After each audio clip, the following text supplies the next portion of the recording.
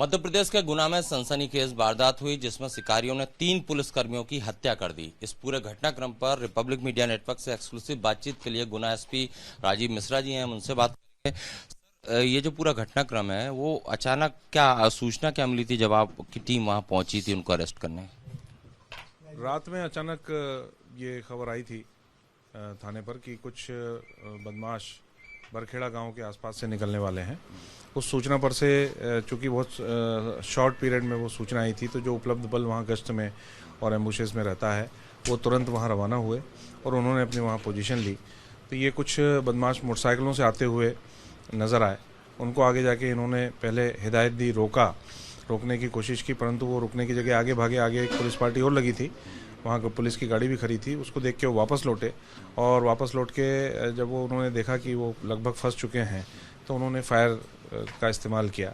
उसी फायरिंग के दौरान दोनों तरफ से फिर फायरिंग हुई। पुलिस को अपनी बचत में फायरिंग करनी पड़ी। उसमें फायरिंग में हमारे 3 अधिकारी कर्मचारी शहीद हुए हैं और उसी फायरिंग के दौरान उनके बाकी जो लोग थे वो भी भाग खड़े हुए, जिनमें से कि एक का शव अगले दिन उसी दिन मौके पर हमने पूरी, क्योंकि पहले तो बिल्कुल ब्लैंक था कि कौन लोग हैं क्या हैं, कुछ पता नहीं था।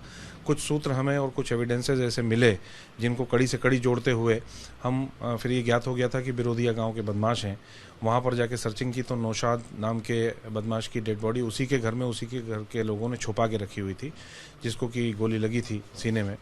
उसको वहाँ से फिर रिकवर किया गया और रिकवर करने के बाद में वहाँ फिर लोगों को हिरासत में लिया गया, उनको पकड़ा गया, पूछताछ की गई। बाकी सब लोगों के नाम भी सामने आए, उनको भी फिर पीछे पूरी पुलिस टीम लगी, उसमें से कुछ लोगों को गिरफ्तार किया गया है।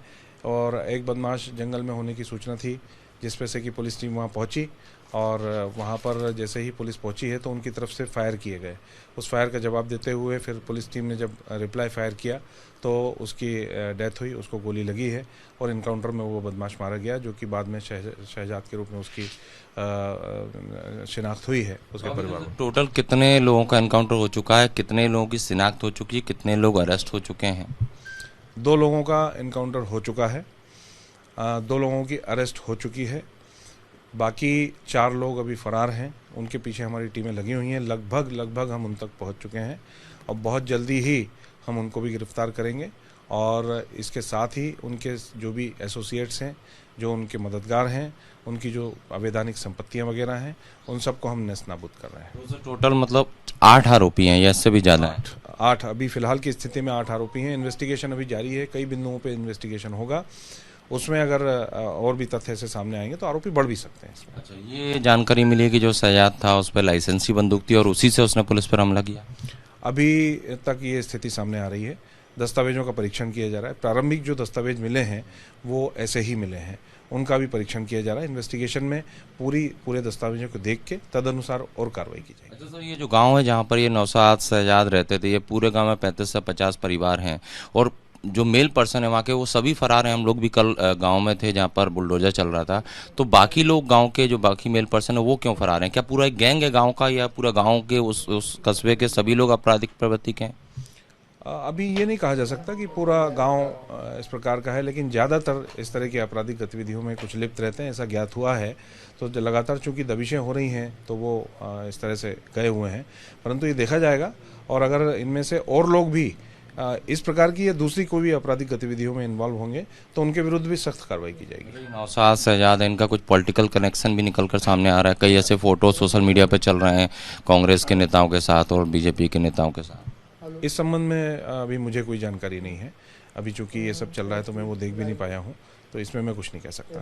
एक अंतिम सवाल, एक चर्चा ये भी है कि कुछ पुलिस से भी साठगांठ का कोई सीन था और कुछ पैसों को लेन देन को लेकर ये पुलिस टीम वहाँ पहुंची थी, ना कि शिकार की सूचना को लेकर।